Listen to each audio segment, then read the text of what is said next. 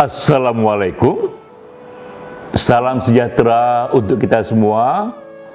Om Swastiastu, Namo Buddhaya, salam kebajikan. Awalnya adalah kearifan, wisdom. Lalu kearifan tersimpan dalam puisi.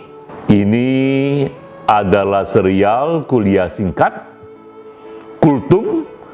Kuliah 7 menit, kita menggali kearifan dari kutipan puisi. Kali ini, yang kita kutip adalah penyair Fariduddin Attar. Ini penyair yang sangat legendaris dari Persia. Ia hidup di tahun 1145 sampai 1221. Puisinya ini kita kutip dari karyanya yang sangat terkenal, Konferensi Para Burung. Ini semacam buku suci dari kumpulan-kumpulan puisi para sufi. Ya. Banyak sekali sufi-sufi yang menjadikan ini sebagai referensi. Salah satu bunyinya adalah, jika terbuka hatimu, maka terbuka pula 100 rahasia hidup. Namun hatimu hanya terbuka melalui perjalanan panjang melintasi 7 bukit. Nah, ini kutipan yang sangat terkenal, bahwa hati hanya terbuka setelah melalui perjalanan panjang melintasi 7 bukit. Apakah arti simbol dari 7 bukit ini? Apa kearifan dari sini? Nah, sebelum kita bahas itu, sedikit kita eksplor kisah hidup Fariduddin Attar ini. Ia berbeda dengan umumnya para sufi. Ia tidak hidup dalam kehidupan yang miskin dan asketis. Ia awalnya adalah seorang saudagar, atau sekarang ini dikenal sejenis apoteker. Banyak sekali pelanggannya, tapi pada satu waktu ia merasa ini bukan jalan hidupnya, dan ia tinggalkan kekayaannya itu, ia tinggalkan kerjanya sebagai apoteker itu, dan ia pun melancong berkelana ke berbagai negara. Diketahui kemudian ia pergi ke Baghdad, ke Mekah, ke Madinah, sampai ke India. Dan ini bukan perjalanan biasa, ini perjalanan spiritual. Karena ketika ia kembali ke tanah asalnya, ia sudah menjadi Fariduddin Attar yang lain. Ya.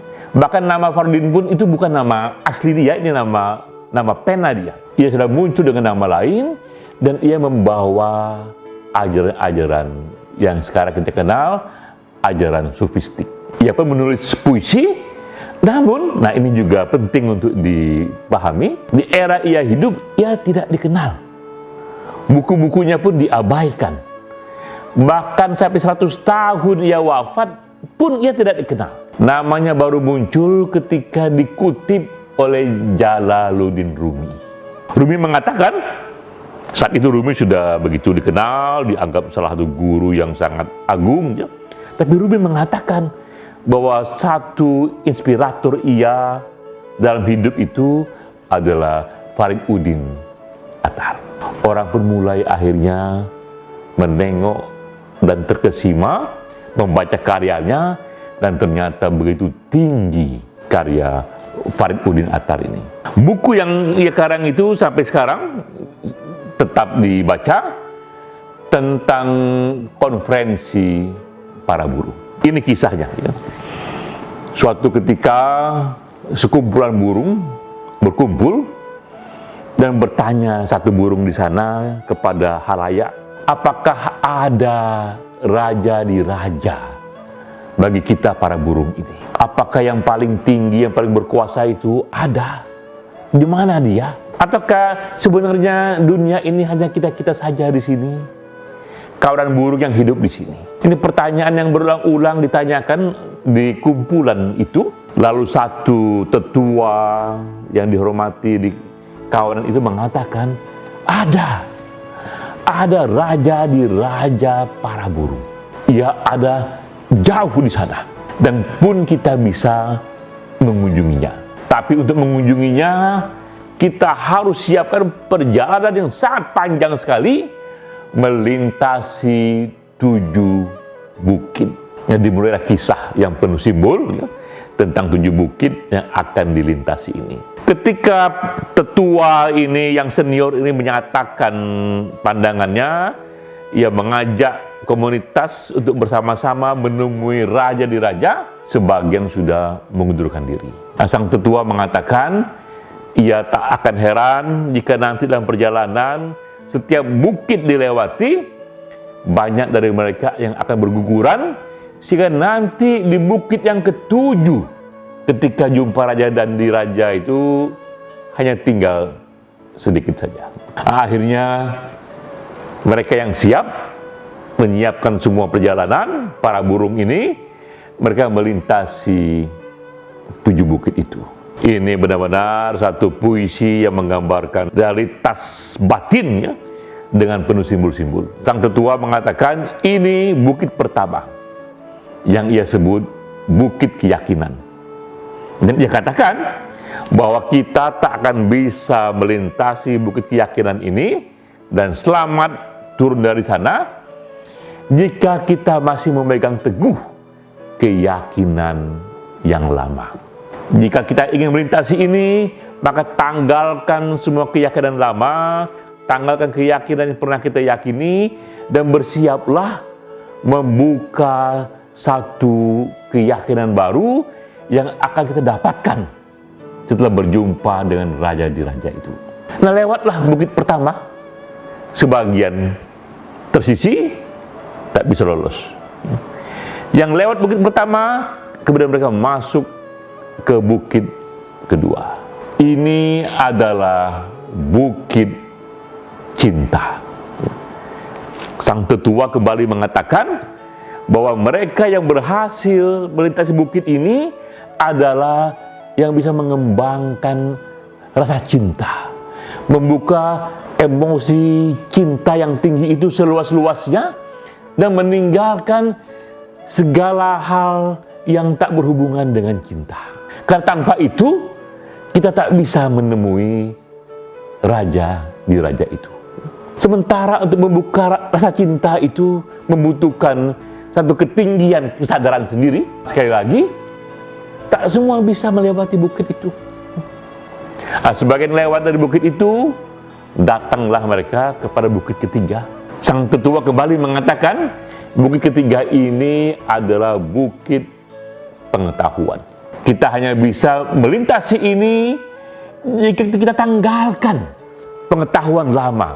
Kita tanggalkan cara kita mendapatkan pengetahuan dengan metode yang lama. Karena yang akan datang ini, yang akan diberikan oleh raja di raja ini, melampaui dari apa yang kita ketahui.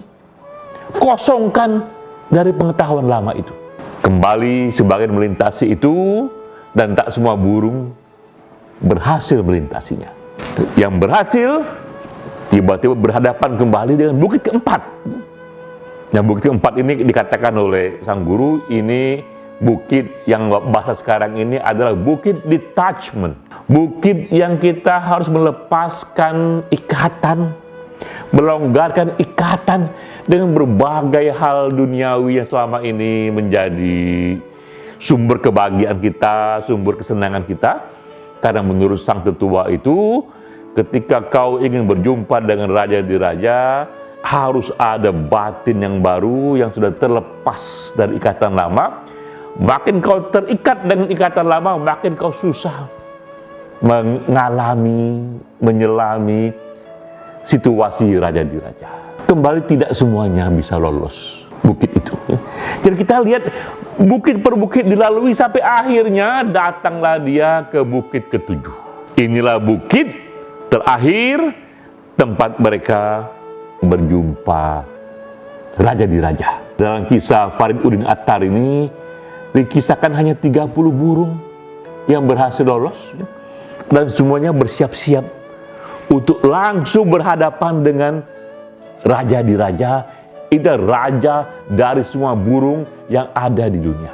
Semua berdebar, semua bersiap-siap bertemu dengan raja di raja. Tapi apa yang terjadi?